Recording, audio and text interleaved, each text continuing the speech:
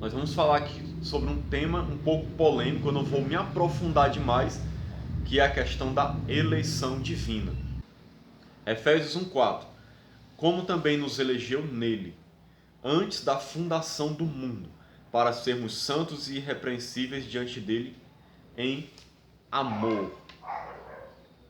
A eleição, portanto, precisa ser entendida à luz da pessoa de Jesus. A eleição é em Cristo. Isso é muito importante compreender. Fomos eleitos em Cristo, não há eleição fora dele. Todos aqueles que são eleitos em Cristo. São eleitos por Deus na pessoa de Cristo, para estar em comunhão com Cristo. Todo eleito de Deus é uma pessoa que está ou estará em comunhão com Cristo algum dia, e isso perdurará por toda a eternidade. A eleição foi feita por meio de Cristo, eleito segundo a presciência de Deus Pai. Esse texto que eu estou lendo agora é 1 Pedro 1:2. Eleito segundo a presciência de Deus Pai. O que significa isso? Que Deus nos elegeu segundo a sua presciência. Deus nos escolheu antes da fundação do mundo, antes de haver qualquer coisa, pela sua presciência, o fato dele conhecer as coisas antecipadamente, porque Deus não está preso ao tempo. Deus conhece passado, presente e futuro. Na verdade, para Deus tudo é um eterno presente, porque Deus não se limita ao tempo. Embora ele interaja no tempo conosco, porque ele se relaciona conosco. Mas Deus não está preso no tempo. Então, o que é futuro para nós é presente para Deus.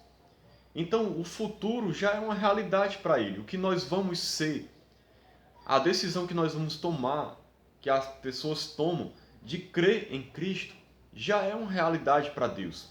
Por causa dessa presciência, dessa capacidade de prever, de conhecer antecipadamente tudo que vai acontecer, Deus já sabe quem vai crer livremente em Cristo ou não. Deus sabe disso.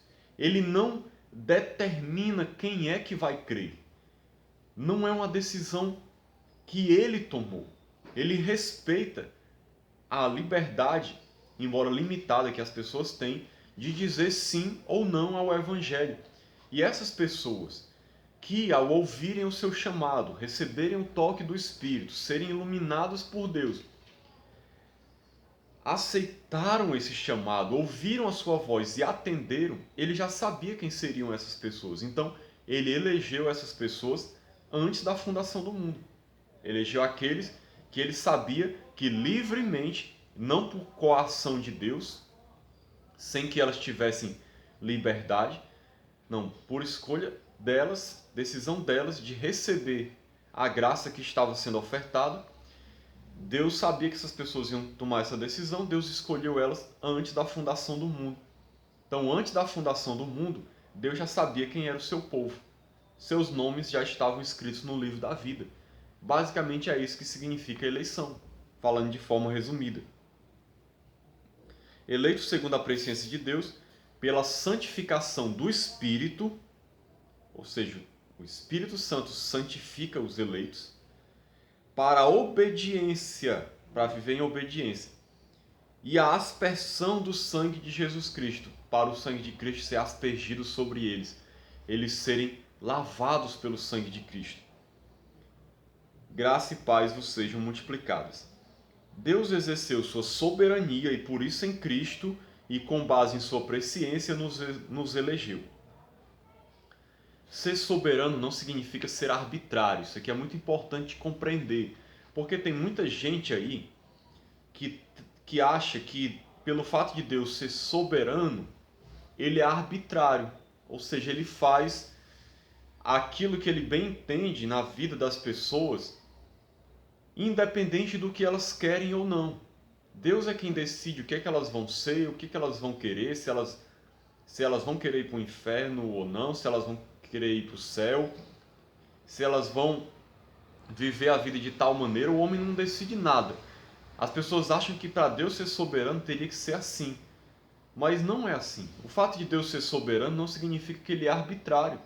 Significa que ele está no controle de todas as coisas. nada foge ao seu controle, ele já tem um plano estabelecido, um propósito, e o ser humano não tem capacidade de destruir os planos de Deus. Deus já elaborou os seus planos, levando em conta as decisões das pessoas, sabendo até o que cada um ia fazer, sem ferir essas decisões, mas ele mantém o seu propósito definido. Isso é ser soberano. Livre-arbítrio foi dado para fazer escolhas morais. Se Deus é a causa, ou seja, você escolhe coisas, você toma decisões de caráter moral, ou seja, de certo, de errado.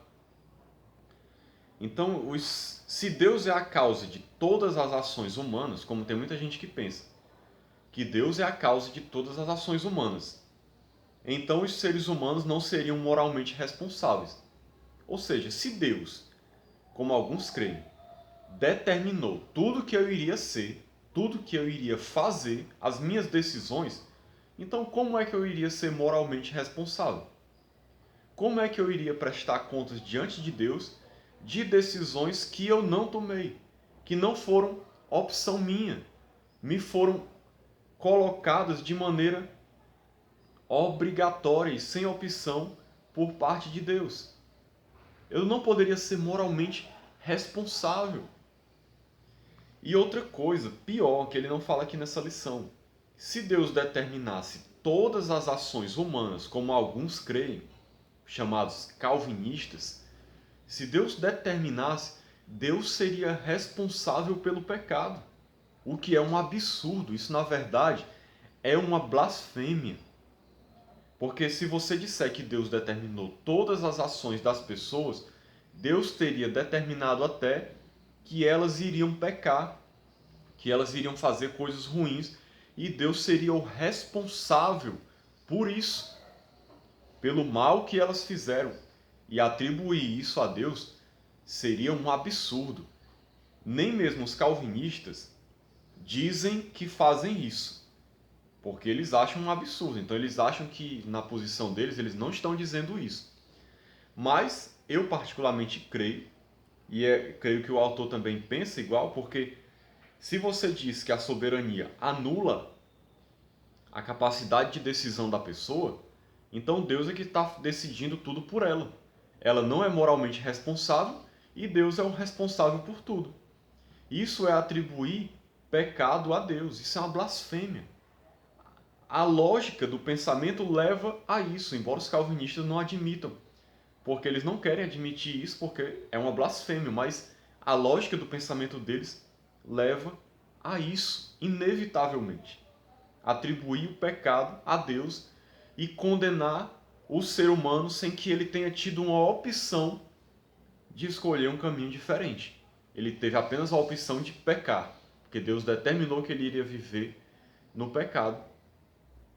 Biblicamente, eu acredito que isso é um absurdo, por muitos textos que nós podemos ver, mas que não vai dar tempo eu mostrar aqui, mas se os irmãos quiserem ver na mensagem, no link que eu vou deixar aqui, vai dar para entender um pouco melhor. Livre-arbítrio não é contrário à graça. Não é contrário. Graça é o dom gracioso. Não é imposto. Ele é oferecido. A fé é a causa instrumental, ou seja, por meio da fé você recebe a graça. É a mão que recebe a graça. Aí alguns dizem, mas irmão, a fé é um dom de Deus. O texto lá de Efésios, quando diz que isto não vem de vós, é dom de Deus, ele está falando da salvação, que é um dom de Deus. A fé, ela é dada por Deus indiretamente. Como assim? Deus não dá a fé só, ele não dá a fé para os eleitos, independente do que eles querem ou não. Deus, ele age no coração das pessoas por meio da sua palavra, porque a fé vem pelo ouvir a palavra de Deus. Então a palavra de Deus é pregada, as pessoas ouvem. Quando as pessoas dão atenção a essa palavra, ouvem, atentam, refletem sobre ela e não a rejeitam de cara, essa palavra vai trabalhando nos seus corações.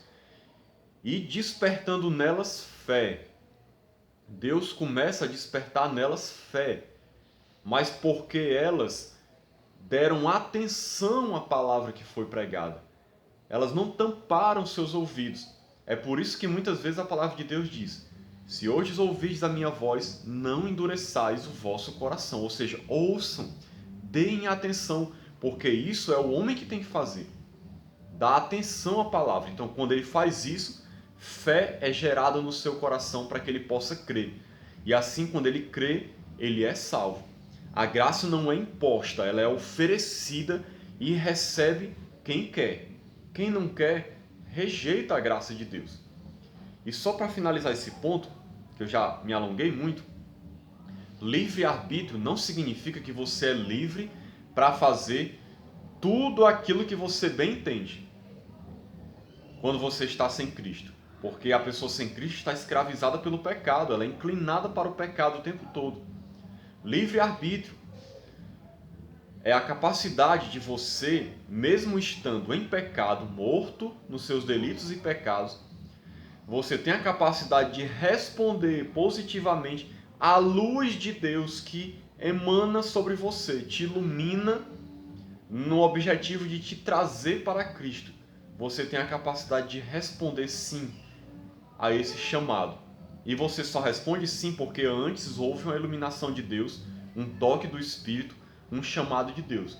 Porque a pessoa por si própria, ela não tem capacidade de se voltar para Deus, se Deus não tocar no seu coração antes. Mas ela tem a opção de dizer sim ou não, de rejeitar ou não.